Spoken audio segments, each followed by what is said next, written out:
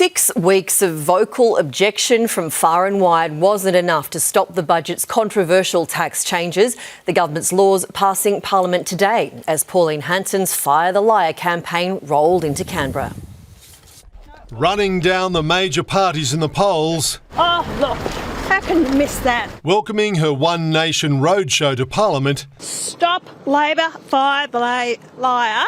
And that's what we're saying, fire the liar. As inside the Senate backs the tax after a series of votes, echoing in the House. The bell is tolling for all those opposite. The Greens supporting Labor, passing the negative gearing and capital gains tax increases and $250 income tax cuts and $1,000 instant tax deductions. Our legislation has just passed the Senate.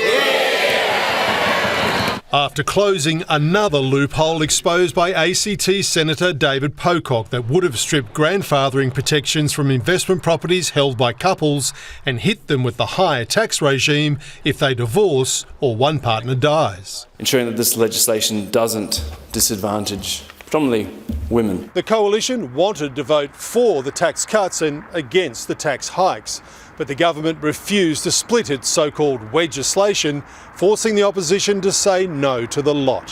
Why does this Prime Minister, the leader of this dishonest government, want to pull up the ladder on hard-working Australians? As the bill passed its final hurdle.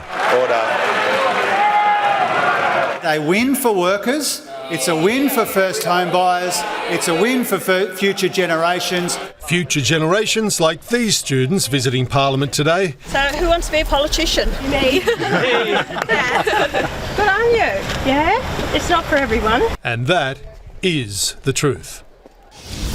The government was desperate to get this bill through the Parliament this week because it's been taking an absolute pounding in the budget debate. The Albanese government is going through its most painful period since the Voice referendum, starting with the Bondi massacre and reaching its peak with the backflips, about turns and claims of lying over these budget bills.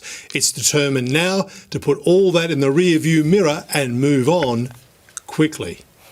All right, Mark Riley there in Canberra.